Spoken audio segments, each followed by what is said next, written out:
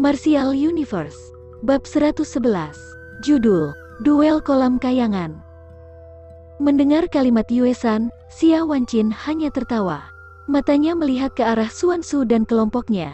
Tatapannya memperhatikan mereka cepat dan tiba-tiba berhenti pada Lindong. Pria itu terkejut, lalu bertanya, "Xuan Su, Song Qing tidak ikut, kami menggantinya di menit-menit akhir." Jawab Xuan Su sambil tersenyum lembut.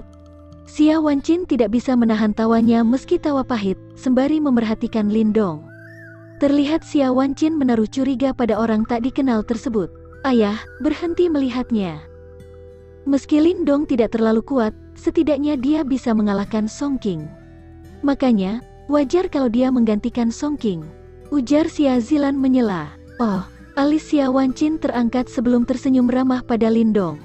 Kalau memang begitu alasannya, tidak masalah. Kalian pasti mengenal 2 dari 3 orang yang ditunjuk komplotan Serigala Darah. Mereka kakak adik Yue Feng dan Yue Ling. Mereka berdua ada di Heavenly Yuan tingkat akhir, sama seperti Zilan dan Liu Yi. Karena itu, sulit mengira-ngira siapa yang akan menang nantinya. Lalu sisanya bagaimana? Xia Zilan tidak terlalu terkejut, lantas bertanya. Gosipnya dia adalah pengikut komplotan Serigala Darah. Namun dia tidak terkenal. Dari pengamatanku, dia harusnya ada di Heavenly Yuan tingkat menengah. Musuh yang cukup kuat, jawab Xia Wanqin. Oh.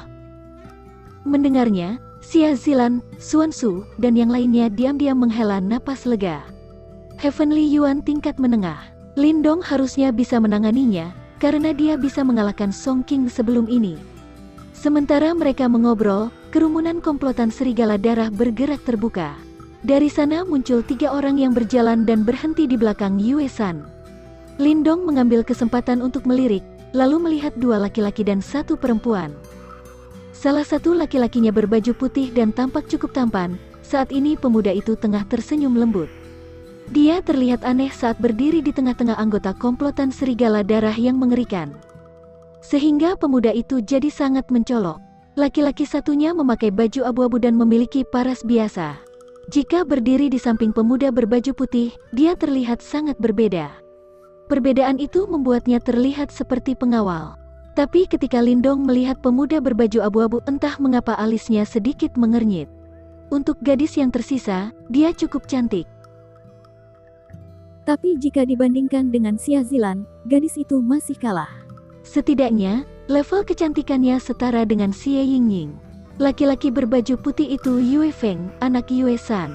Sekarang dia di Heavenly Yuan tingkat akhir dan cukup terkenal di kota Yan. Gadis yang itu adalah adiknya, Yue Ling. Keduanya sangat berbakat, kekuatan gadis itu pun setara dengan kakaknya.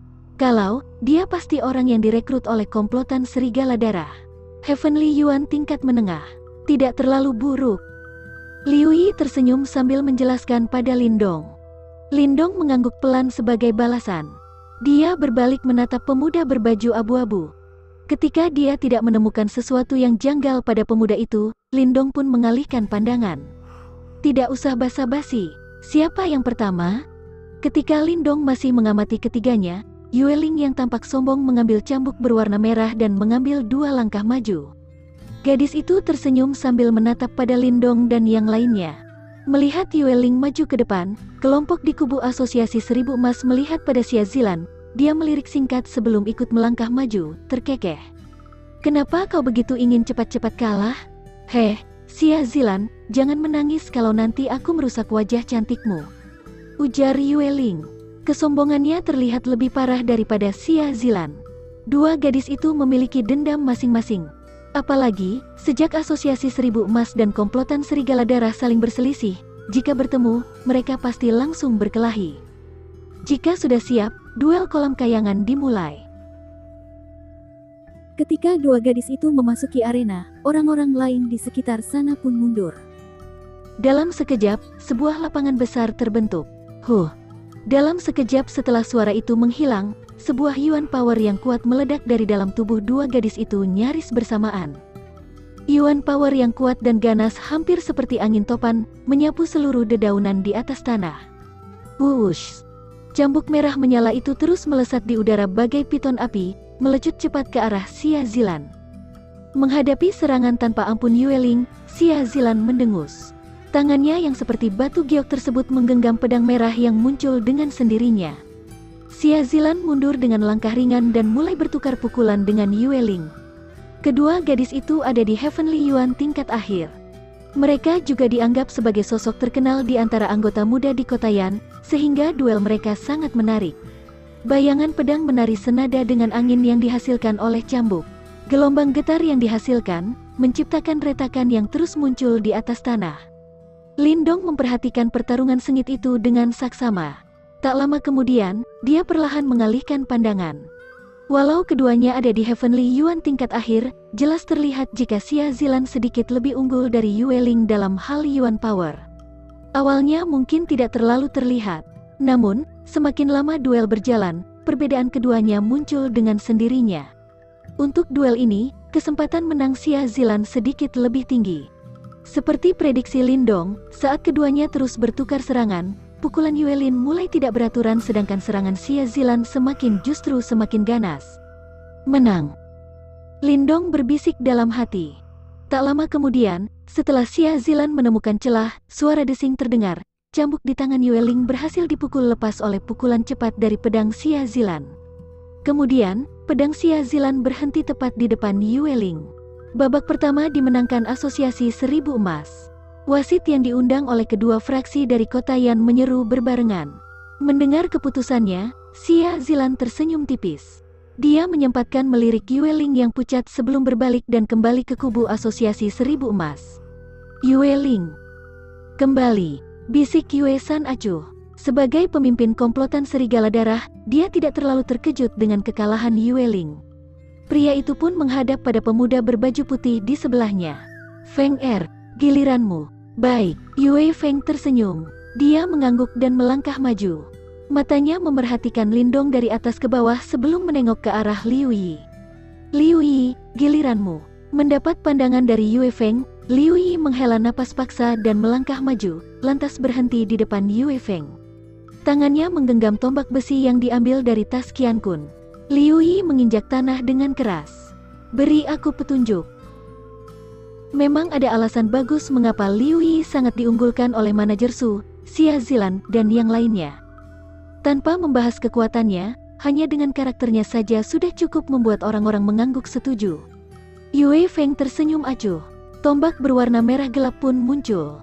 Pemuda itu menghentakkan tangan, lalu mengayunkan tombak hingga muncul percikan, secara tidak langsung menunjukkan jika dia memiliki penguasaan yang bagus dengan tombak. Melihat teknik tombak Yue Feng, ekspresi Liu Yi berubah serius. Bagaimanapun, dia tahu seberapa kuat lawannya itu.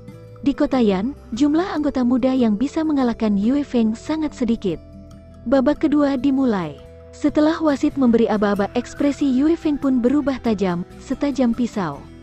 Tombak di tangannya bergetar, bersamaan dengan beberapa serangan tombak dihunuskan ke titik vital di tubuh Liu Yi.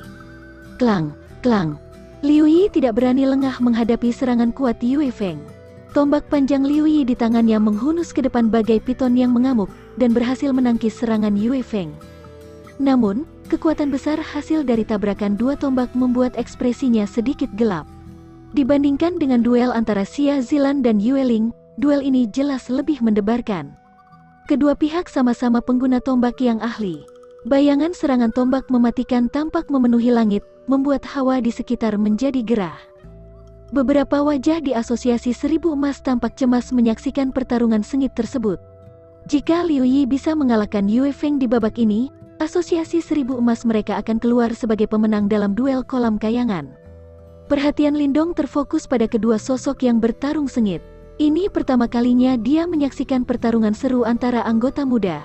Lei Li dan anggota muda lain di kota Qingyang sama sekali tidak ada apa-apanya dibandingkan mereka.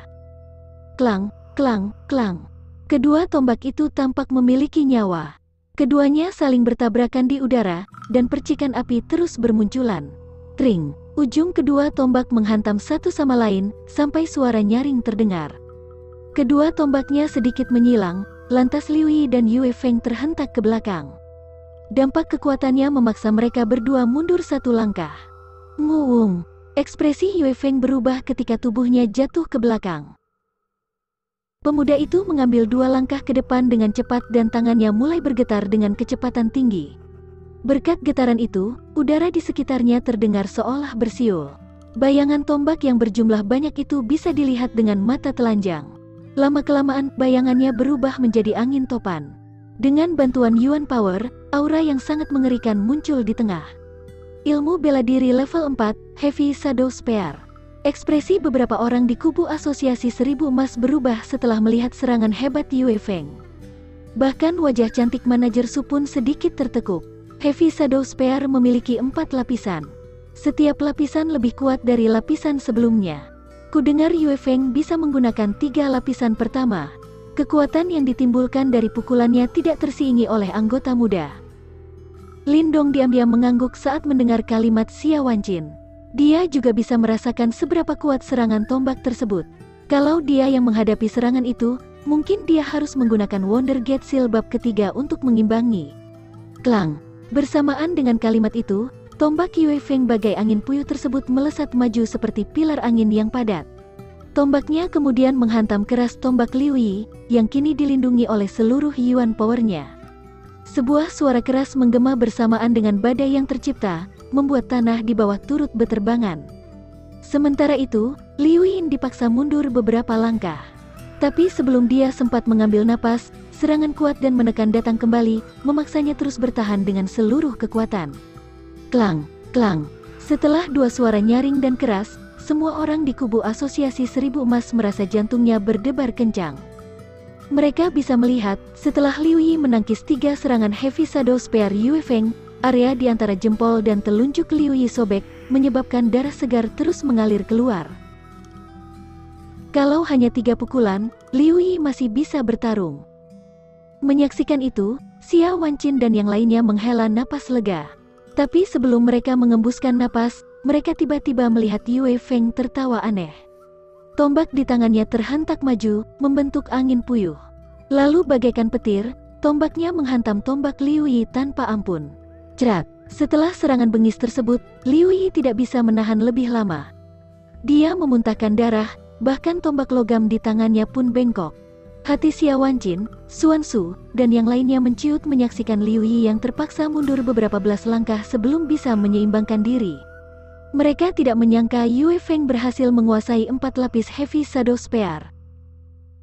Sehingga di babak ini, komplotan serigala darah berhasil menyeimbangkan skor. Dengan hasil seperti itu, tatapan seluruh orang tertuju pada Lindong nyaris bersamaan.